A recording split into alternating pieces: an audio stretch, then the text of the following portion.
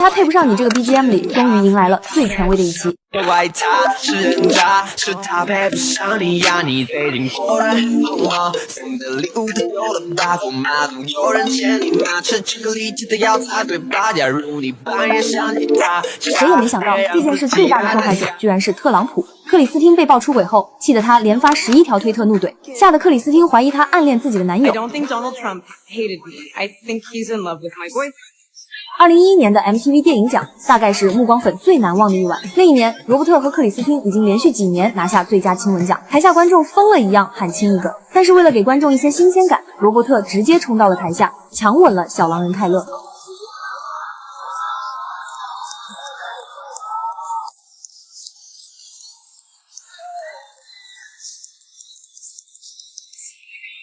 那时候没人觉得这是什么大不了的事，只当是暮光剧组又整活。但这个宁肯亲男人也不肯亲女朋友的场面，居然成为了某种预言。2007年，两人为《暮光之城》试镜第一次见面，导演凯瑟琳·哈德威克后来透露，两人在他家就一见钟情了，彼此之间强烈的化学反应，连旁人都能感觉到。那时候谁也没想到这部电影会改变他们的人生。2008年11月，《暮光之城》上映，这部3700万美元的小成本制作，狂揽全球近4亿美元票房，成了当年最大的黑马。罗伯特演的是活了100多年的吸血鬼爱德华·卡伦，苍白、忧郁，自带贵气；克里斯汀演的是普通人类少女贝拉斯旺，敏感倔强。两人戏里爱得死去活来，戏外也成了全世界青少年磕的第一对真人 CP。也就是从那时候开始，狗仔24小时蹲守他们的行踪。2009年，两人偷偷约会的照片被拍到，恋情正式曝光，但他们打死不承认。那时候的好莱坞偶像演员一旦公开恋爱，粉丝脱粉、票房跳水都是分分钟的事。再加上暮光系列还在拍，片方也希望他们保持神秘感，吊着观众的胃口。于是俩人谈了好几年地下恋，直到2010年，罗伯特终于松口，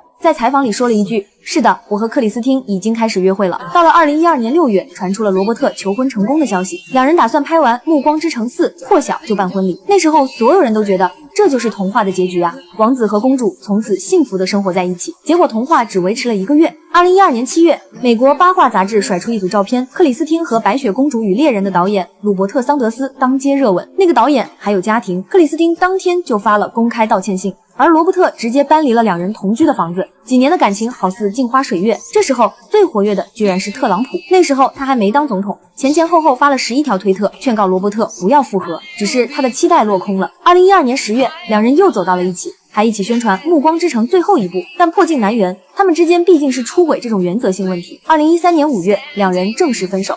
4年恋情画上句号。2017年，克里斯汀主持周六夜现场的时候，还专门提到了这件事，甚至在节目上再次出柜。Donald, if you didn't like me then, you're really probably not gonna like me now because I'm hosting SNL and I'm like so gay, dude. 再后来的事大家都知道了，克里斯汀一路从暮光女变成鸡圈天菜。2019年和编剧女友迪伦麦耶官宣，2021年订婚，2025年结婚。罗伯特和英国模特苏琪沃特豪斯在一起，2023年订婚，还生了个女儿。只是重刷暮光之城时，还是会让人倍感唏嘘。